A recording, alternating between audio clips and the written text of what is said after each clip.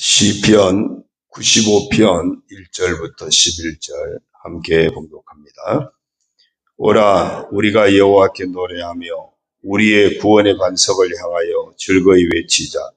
우리가 감사함으로 그 앞에 나아가며 시를 지어 즐거이 그를 노래하자. 여호와는 크신 왕이시요 모든 신들보다 크신 왕이시기 때문이로다. 땅의 깊은 곳이 그의 손 안에 있으며 산들의 높은 곳도 그의 것이로다. 바다도 그의 것이라.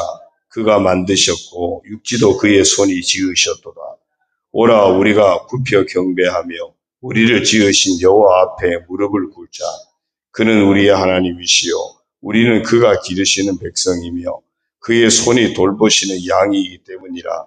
너희가 오늘 그의 음성을 듣거든 너희는 무리바에서와 같이 또 광야의 마사에서 지냈던 날과 같이 너희 마음을 완악하게 하지 말지어다.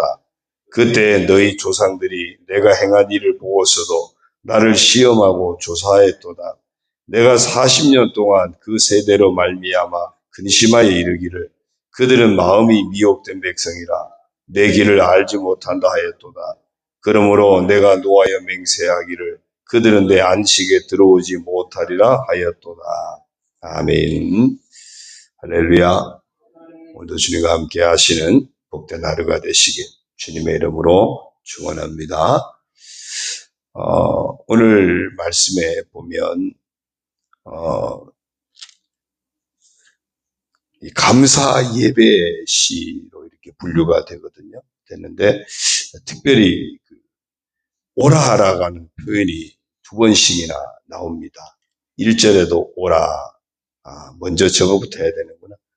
죄송합니다. 오늘 정체성 선포 성경 읽기는 사무엘하 10장에서부터 12장입니다. 11장에 보니까 다윗이 이제 나라가 부강해지고 튼튼해지면서 평안해집니다. 그러니까 다른 때 같으면은 군대를 이끌고 전장에 직접 출정을 해가지고 싸웠는데 이제는 나라가 이제 기틀도 잡히고 평안해지면서 굳이 다윗까지 전쟁에 나가지 않아도 되는 평안한 때입니다. 근데 그때 이제 바세바 사건이 생기게 되는 것을 사무엘하 11장에서 보여줍니다. 이게 평안할 때 참 조심해야 되겠구나. 그런 생각이 들어서 우리가 이렇게 한번 선포했으면 좋겠습니다. 따라하겠습니다. 나는 평안할 때 더욱 깨어 믿음과 거룩함을 지켜야 할 사람이다. 평안할 때 더 깨어서 믿음과 거룩함을 지켜내는 우리가 되기를 주님의 이름으로 부탁을 드립니다. 이제 오늘 말씀 보면요. 1절에도 오라, 6절에도 오라, 하나님 앞에 나오라는 거죠. 우리가 날마다 하나님 앞에 나아가는 자가 되어야 됩니다. 왜 하나님 앞에 나아가야 됩니까? 하나님 앞에 예배를 위해서 나아가야 돼요. 1절에 보면 오라, 우리가 여호와께 노래하며 우리 구원의 반석을 향하여 즐거이 외치자. 우리가 감사함으로 그 앞에 나아가며 시를 지어 즐거이 그를 노래하자. 하나님을 노래하고 하나님을 외치고 감사함으로 나아가고 또 그 다음에 6절에도 보면요. 오라, 우리가 굽혀 경배하며 우리를 지으신 여호와 앞에 무릎을 꿇자. 하나님 앞에 무릎을 꿇자. 다 예배거든요.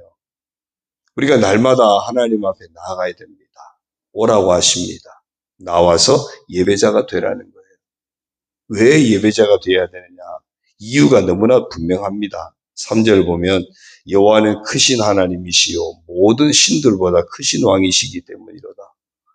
하나님은 모든 신보다 크신 만왕의 왕이기 때문에 그래서 하나님 앞에 예배해야 하고요.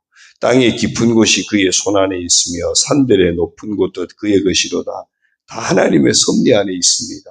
그래서 우리는 하나님을 높여 예배하는 자의 삶을 살아야 됩니다.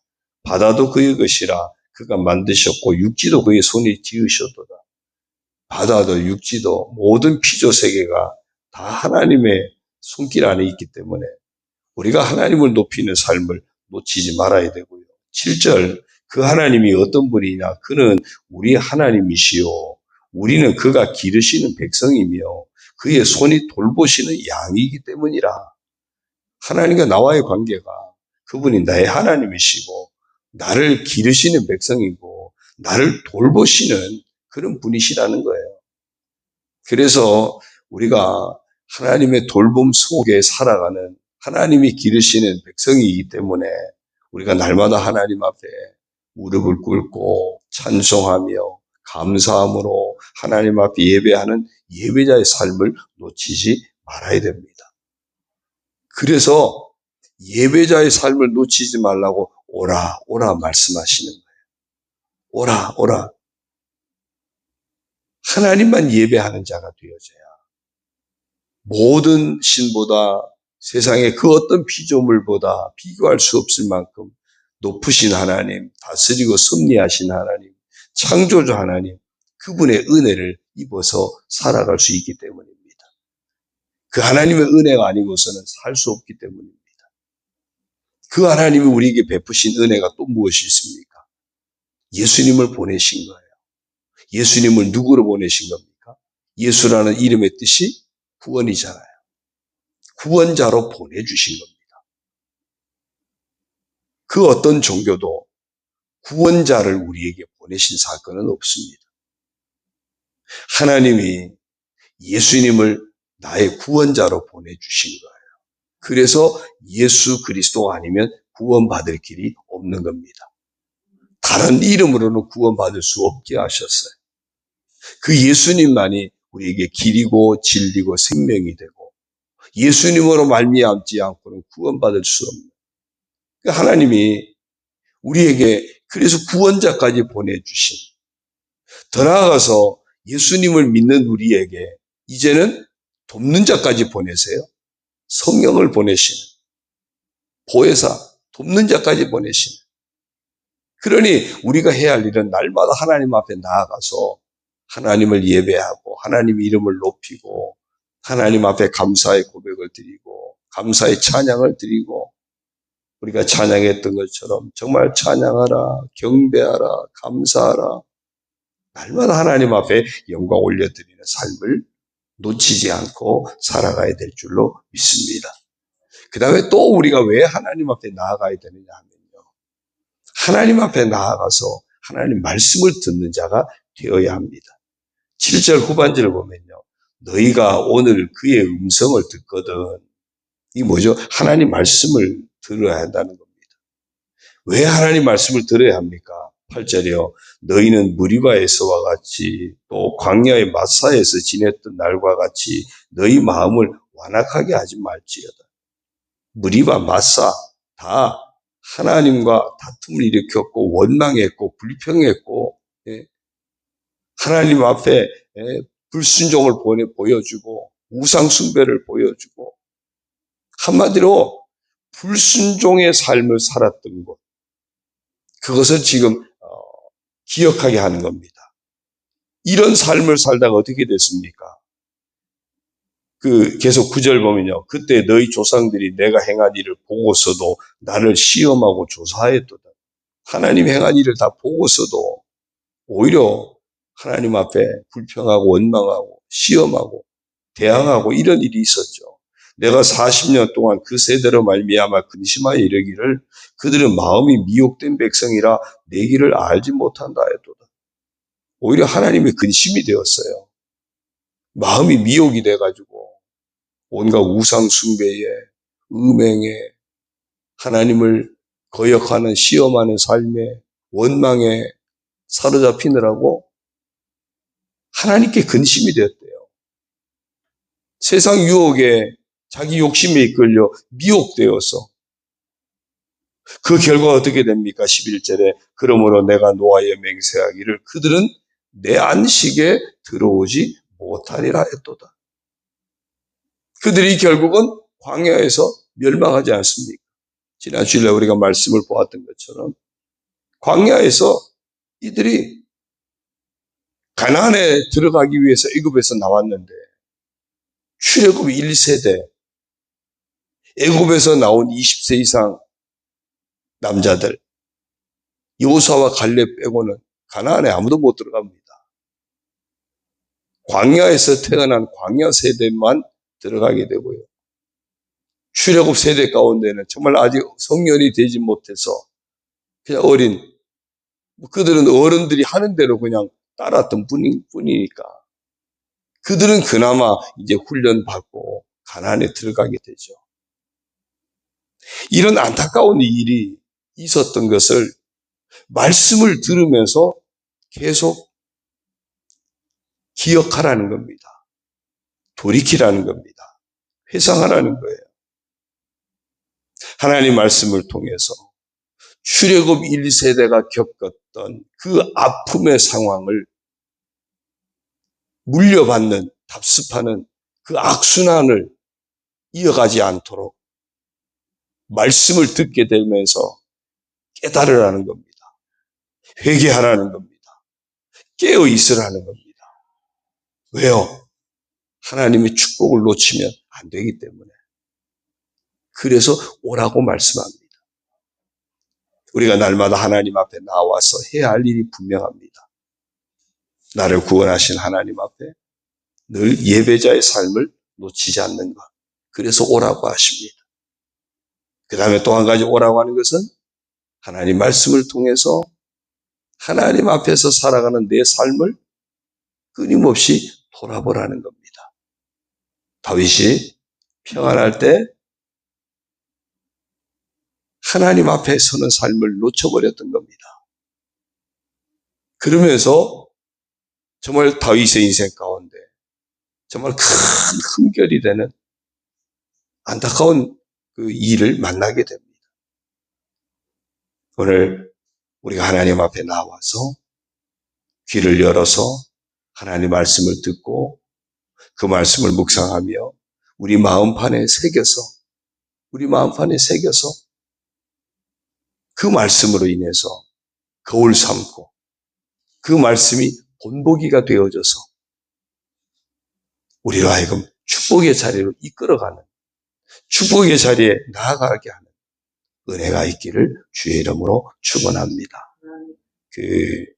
어제 우리 통영 지역에 연합회에서 전도 세미나에 있어서 갔는데 그 강사님이 그런 얘기를 해요. 그 교회 어느 집사님인데 전도 훈련을 하는데, 목사님 제가 도대체 돌머리가 돼가지고 아무리 훈련을 받아도 기억이 이게 외워지지가 않는다는 거예요. 전도법을 이제 훈련 암송을 시키는 건데 도대체 안 외워진다고. 목사님 나는 안 되겠어요. 듣고 돌아서면 잊어버리고 듣고 돌아서면 잊어버리고 돌머리가 돼서 나는 틀렸어요 그랬대요. 그때 그 목사님이 그랬대요. 걱정하지 말라고. 돌에 새기기만 하면 그 절대 안 지워진다. 그게 정말 진리더라고요. 돌에 새기기만 하면. 우리의 마음이 어쩌면 완악하고 딱딱하고 돌 같을 수도 있어요. 그런데 말씀을 또 새기고 또 새기고 또 새기고 또 새기다 보면 그 마음에 만약에 말씀이 새겨지기만 하면 그 다음부터 그 사람은 그 새겨진 말씀을 놓치지 않고 사는 복된 자가 되는 겁니다. 우리 마음판에 말씀이 새겨지기까지 하나님 앞에 나와서 하나님 말씀을 듣고 또 묵상하고 또 암송하고 그래서 또 새기고 새겨지기까지. 왜요? 그래야 그 말씀이 나를 축복의 자리로 이끌어가는 겁니다.